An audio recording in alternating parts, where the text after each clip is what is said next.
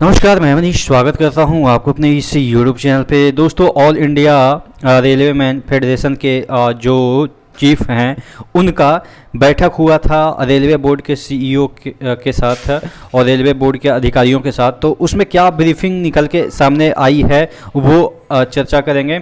ये ऑब्वियस है कि जो ब्रीफिंग हुई है वो रेलवे मैन से संबंधित है, यानी कि जो रेलवे कर्मचारी है उनसे संबंधित है और या रेलवे कर्मचारी बनने वाले हैं उनसे संबंधित है। यहाँ पे देखिएगा the general secretary all affiliated union, जितने भी यूनियन हैं उनको लिखा गया है। रेलवे के यूनियन की बात कर रहे हैं। देखिएगा सब्जेक्ट में brief of meeting held today with CEO and chairman railway board on the long pending important issue related to railway man. बहुत सारे देखिए रेलवे के भी बहुत सारे इशू पेंडिंग रहते हैं, जैसे आपके जो डीए का मामला हो या प्रमोशन का मामला हो, नई वैकेंसी का मामला हो। तो ये सब फेडरेशन हमेशा उठाते रहती है और अच्छी तरीके से काम करते रहती है। हालांकि अब तो थोड़ा फेडरेशन भी कमज़ोर पड़ गया है, लेकिन पहले फेडरेशन थोड़ा सा मजबूत हुआ करता था। लेकिन क्या होता है ना कि धीरे धीरे मोदी गवर्नमेंट ने सब चीज़ों को तोड़ दिया है। ठीक है, तो कोई बात नहीं, लेकिन फिर भी फेडरेशन अभी भी कम से कम रेलवे यूनियन का फेडरेशन अच्छे तरीके से काम कर रही है और फेडरेशन के अपेक्षा। तो यहाँ पे जो ब्रीफिंग किया गया है इसमें देखिएगा प्रमोशन की सबसे बड़ी बात की गई है। जो आपके ग्रुप डी की बात करें तो वर्किंग जो ग्रुप डी है 1800 उसको ग्रुप सी में, हालांकि अब तो सी ही हो गया, 1800 वाले भी सी ही कहलाते हैं, लेकिन फिर भी बोलचाल की भाषा में अभी भी उनको ग्रुप डी ही बोला जाता है।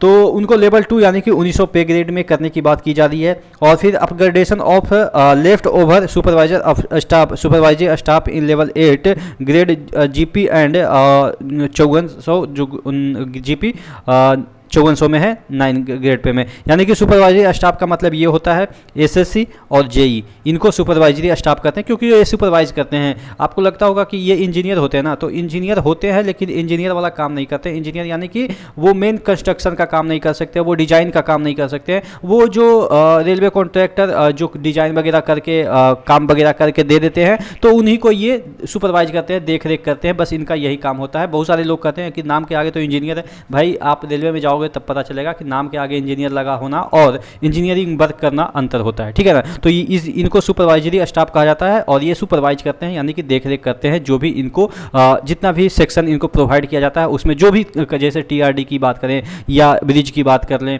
या आपके एसएनटी की बात कर लें, तो सभी के इंजीनियर जो होते हैं अपने अपने डिपार्टमेंट को सुपरवाइज करते हैं। जैसे ब्रिज का ही हम अपना बात कर लें तो ब्रिज में क्या क्या कमी है, कहाँ पे नट बोल्ट खुल गई है, कहाँ पे अलाइनमेंट सही नहीं है, डिरेल होने की संभावनाएं हैं, पेंटिंग कहाँ पे ज़रूरत है, क्योंकि बहुत सारे कोरोजन वगैरह यानी कि जंग वगैरह लग जाते हैं लोहे के जो होते हैं ब्रिज वगैरह, तो उसको सुपरवाइज करते हैं, ऊपर रिपोर्ट देते हैं। उसके बाद ऊपर रिपोर्ट जब जाती है तो फिर ग्राउंड पे वर्क किया, उसको ऊपर से बताया जाता है कि आपको ये काम करवानी है, तो वो काम करवाते हैं। ठीक है, तो ये चीज़ें हैं। उसके बाद यहाँ पे देखिएगा absorption of course completed apprentice act engagement CCA, यानी कि जो भी अप्रेंटिसशिप किए हैं उनको इंगेजमेंट करना, यानी कि उनके लिए वैकेंसी निकालना या उनको जॉब देना। उसके बाद closure of railway printing press, जो रेलवे प्रिंटिंग प्रेस है उसको क्लोज करना है। और आर्बिट्ररी सरेंडर ऑफ पोस्ट, जो कुछ पोस्ट है उसको सरेंडर करने की बात की जा रही है। उसके बाद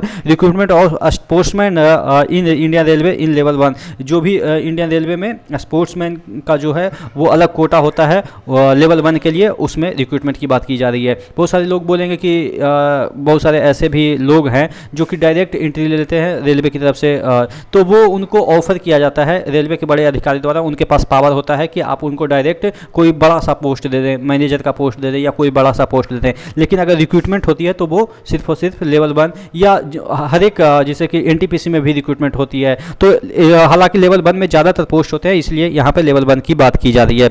उसके बाद advancement prospect of pointsman category, यानी कि पॉइंट्समैन कैटेगरी का जो बंदे हैं उनको एडवांसमेंट यानी कि आगे की प्रोन्नति के बारे में डिस्कस की गई है। तो ये टोटल पॉइंट्स है जो कि आपको भी समझनी चाहिए। जब रेलवे में आप ज्वाइन करेंगे तो इस तरह के जो मुद्दे हैं वो आपके सामने आते रहेंगे कि प्रमोशन नहीं हो रहा है, वैकेंसी जीडीसी की नहीं निकल रही है, तो ये सब जो चीज़ें हैं वो आपको अक्सर सुनने को मिलेगा। तो वही सब चीज़ें यहाँ पे उठाई गई है। आशा करते हैं चीज़ें समझ में आई होगी।